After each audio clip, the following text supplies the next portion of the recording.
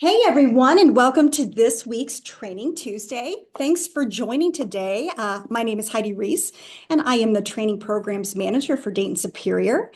Before we get started, I bet you guys can all say this little script with me, but just wanted to remind you all that those who have joined the webinar have been muted so that there aren't any behind the scenes disruptions. And we record every one of these, so that keeps them able to be heard later on. And if you want to forward them on to somebody else that might find them beneficial, you can do that as well. So we record them, we put them out on DaytonSuperior.com as well as our Dayton Superior YouTube channel. And then you can find all of them that you need by that particular line of product. All right, so let's get going. Our typical, this presentation is intended for training purposes only. So what does that mean? Just be aware that anything that we talk about as far as products and applications, it is for training. So anything with technical specifications and products mentioned in there, please refer to DaytonSuperior.com and you can get all the goods out there for technical data sheets and safety data sheets if applicable, you name it. They're all, just search for the product and you can find them out there. So Dayton Superior, we are the leading provider of engineered solutions. So that's for the concrete construction industry, and we provide you with the products, whether they be accessories, chemicals, forming. In addition, we do engineering for a lot of those, to where if you need custom or just specific engineering, whether it be a PE stamp, estimations, bridge deck situations, precast tilt up, you name it, we've got you covered on there. We've got the largest in the industry and we're here ready to assist you.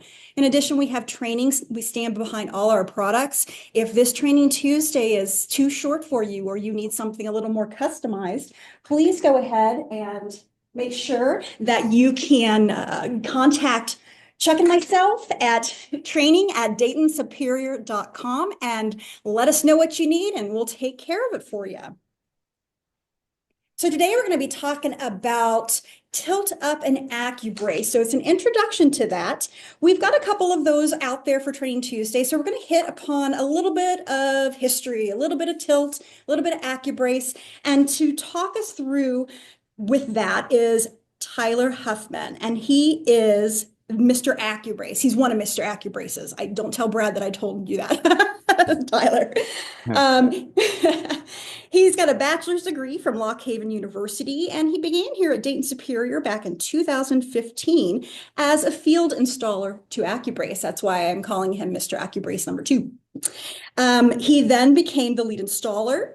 He completed day-to-day operations and oversaw all the installation schedules and organization for Accubrace. And then he wanted to know some more and round himself out with Tilt Up. And then there became an opportunity that he was perfect for. So he is now our Tilt Up technical sales representative. And he is here to tell us all about Tilt Up and Accubrace. Thanks, Heidi.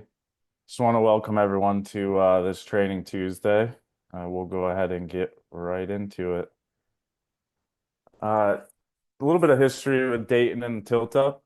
Dayton Superior has been in the tilt up industry for around 60 years. We're a long-standing member of the TCA. One of the cool things, we actually partner with the TCA is their private exam tour. So if you have a crew or part of your employees who need to get the tilt up tech certification or tilt up foreman certification through the ACI, we'll actually come out to your office and assist the TCA to get that done. Just one of the many things we work with them on. Over the years, we've acquired some leading technologies in the tilt up space, like Accubrace and TiltWorks, which were actually Robert Aiken Award winners. And we recently, a few years ago, established the Superior Tilt team, which we took and made basically a one-stop shop for everything tilt up within us, engineering, estimation, customer service, whatnot, all in one place.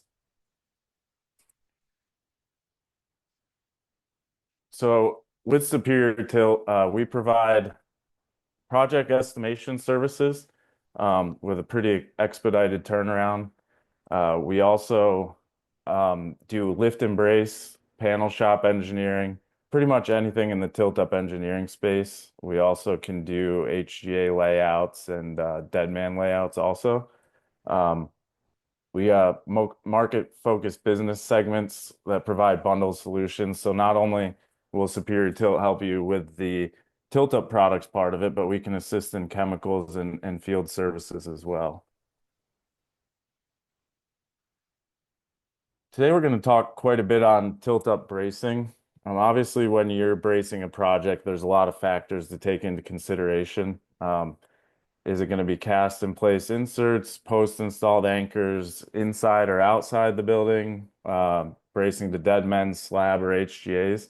These are all things that we have to take into consideration when we're doing a lift and brace book. And one of the things that we like to do, you see availability of braces. When you send in a project for lift and brace to us, if you're a contractor or a dealer that has a large fleet of, say, our Superior 32-foot brace or any 32-foot brace, and the job can be designed with 32s or 37s, you're going to be able to let us know, hey, we have a huge fleet of 32s sitting here. If you can design it with that, please do. That way you can use what you have and you don't have to go and re-rent, mess with that.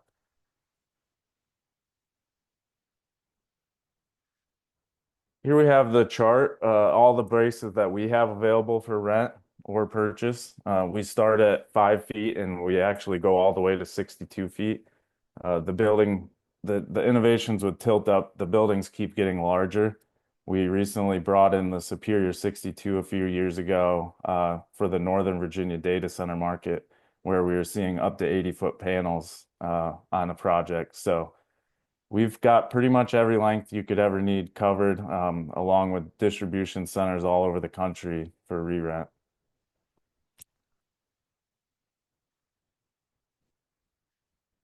You just have a diagram bracing a wall panel.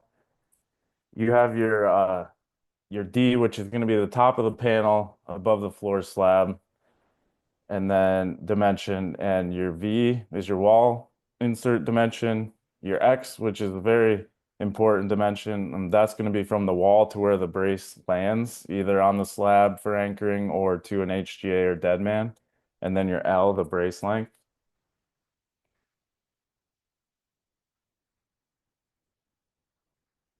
When bracing a project, the bracing must be installed at 90 degrees with the panel. You do have a plus or minus 5 degree tolerance with this. And the superior tip at the bottom is a nice tip. You have roughly, you could be skewed 1 inch for every 1 foot that the brace is located away from the wall. So that would be your X dimension. For example, if the X dimension is 15 feet, you get about 15 inches of skew left or right that you can move that brace.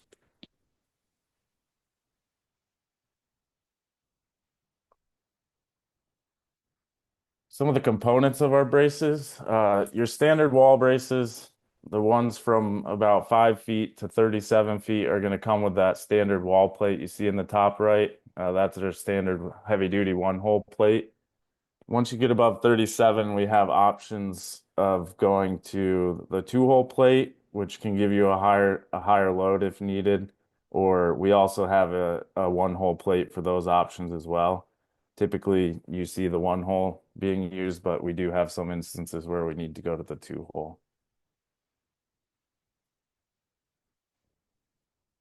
When it comes to attaching the brace to the wall, we have two different inserts. We have the T6A heavy, and this is going to be your standard coil insert. It'll accept our B14 coil bolt, 3/4 inch coil bolt.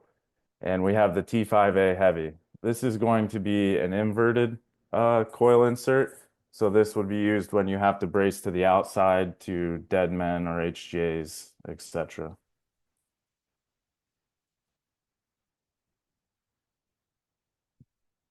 We also have the Bearcat bolt, which is used to secure the brace to the slab, or it can be used as a post installed. Maybe if you're doing post install instead of coil inserts, the Bearcat bolt can be used for this. And we have them both in single use and multi-use. The multi-use is going to be the gold colored looking one. And we also have a depth gauge so that you can tell from use to use if the bolt goes all the way through, um, it's no longer going to be used. If it still sits in the tube, you can still use it. Corner bracing. Sometimes the corners can get tricky if you have a leave out pour strip because they can be from 3 to 5 feet. So obviously, we talked earlier, you don't want to skew the braces as that'll lower the capacity. A lot of times what will happen is you'll go to dead men or HGAs, or even I've seen where we design with the acceptance of the EOR that the brace could go back to the footer if it works that way. And again, they must be installed at 90 degrees plus or minus 5 degrees to keep the capacity that you're looking for.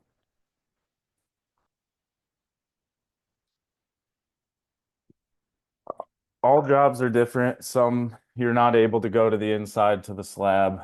Um, a lot of alternatives consist of concrete dead men, uh, HGAs, panel to panel bracing, bracing to elevated decks and girders. The ones we see most of the time are a dead men strip. It's basically just another strip footer outside that's designed by the EOR and ourselves, and you brace back to that, or HGAs. This helps a lot. Going to the outside can help a lot with multi-story buildings. Obviously, you're going to have a lot going inside, a lot of steel going in and other slabs, and it can just keep the inside clean so that you don't have to be working around braces or anything else.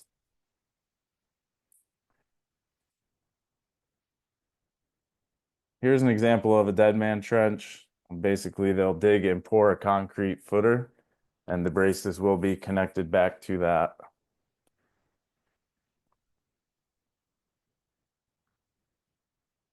We get into Accubrace a little bit, which the Accubrace system would be our helical ground anchor system.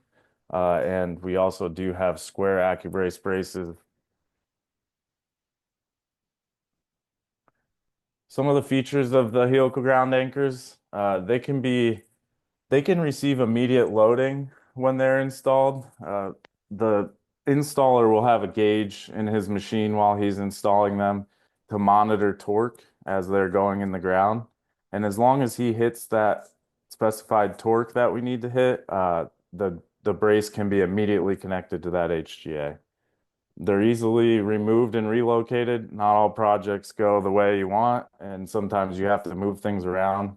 We can come out and remove them and put them in where you need them.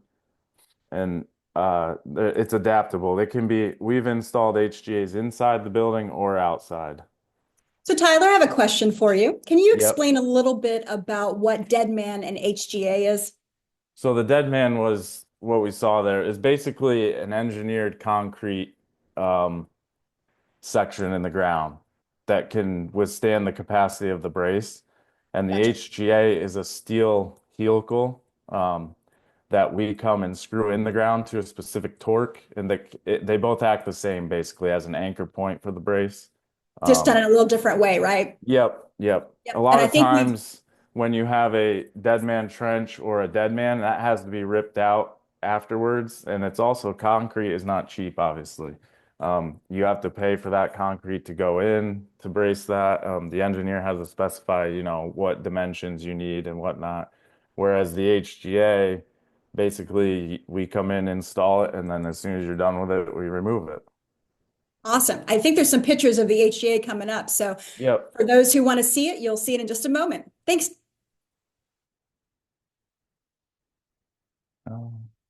Maybe I lost my.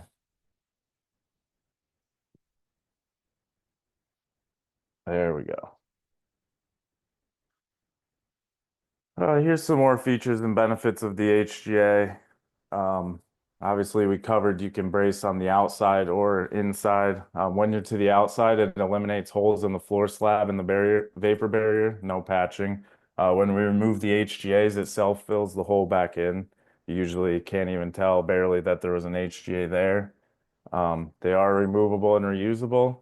They can be used with any type of brace, and we do offer HGA layouts through engineering. If used with a high capacity brace, it could also reduce the number of braces. that are needed.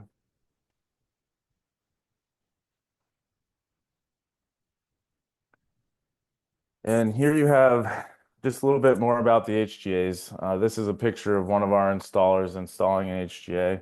We have install crews placed all over the country to cover pretty much any location that you should need.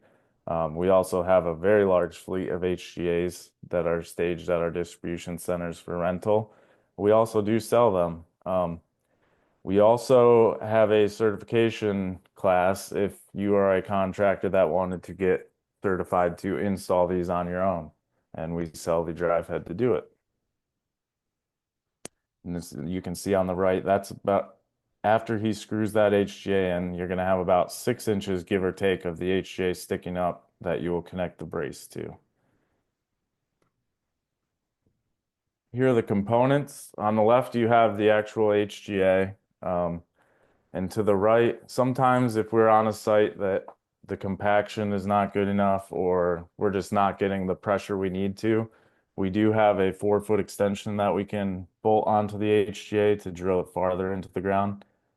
It's very rare that we need these. I think in all my installs, I may have used them twice. We are usually able to get pretty good pressure and the achievable pressure with just the HGA. On the right, this is going to be your standard transition brace connector. This is what is going to connect to the HGA. The bottom, you slide it onto the HGA, put the bottom pin through the HGA, and then remove the top pin, and the threaded rod from the brace will then connect to that top pin. You have your system.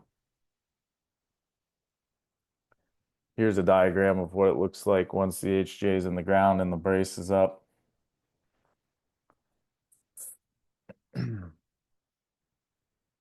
One of the things when using HGAs, you must remove the brace shoe. You'll then use, like I said, the approved STBC connector.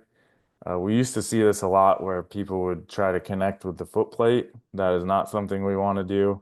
The STBC is attached easily. It takes a 5/8 inch grade 8 L pin on the top to connect to the brace and a 3/4 inch L pin on the bottom. We can also substitute bolts if needed.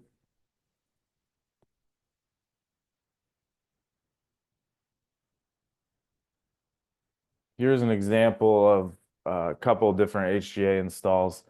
On the left, like we said back a few slides ago, this is an inline system, so you want everything to stay in line. When the HGA is installed, it needs to be installed at the same angle that the brace is in the panel book, the brace angle. On the left, you can see you get that nice straight inline system. And to the right, this HGA is off a bit, so it's actually creating a hinge right there, which is going to alter your capacity. You don't want that. Um, we do also offer, if you have a project that you know is going to need HGAs, if you send us the geotech report, our engineers will take a look at it and just make sure that, HGAs are going to be suitable for that job. Obviously, if there's a lot of bedrock, that's going to be a problem. We can't screw through bedrock.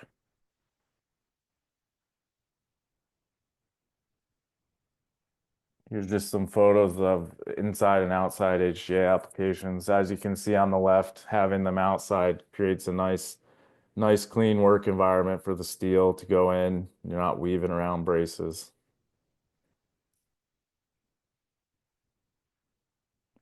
Here's an example of a field log sheet. When the installer goes out to the site, every HGA he puts in, he's going to log the pressure, the angle, and the location panel number. That way you have a copy of, and this copy is available to you. You know that each anchor has achieved the pressure that it needs to achieve and that everything is good. We do these for every job. So if they ask, we have it right there available to them.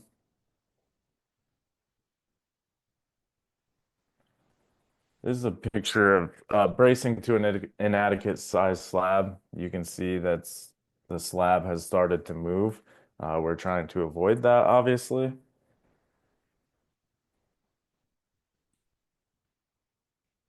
Multi-story panels, like I said before, going to the outside with HGAs is a huge benefit when doing multi-story. You're going to have a lot going on the inside.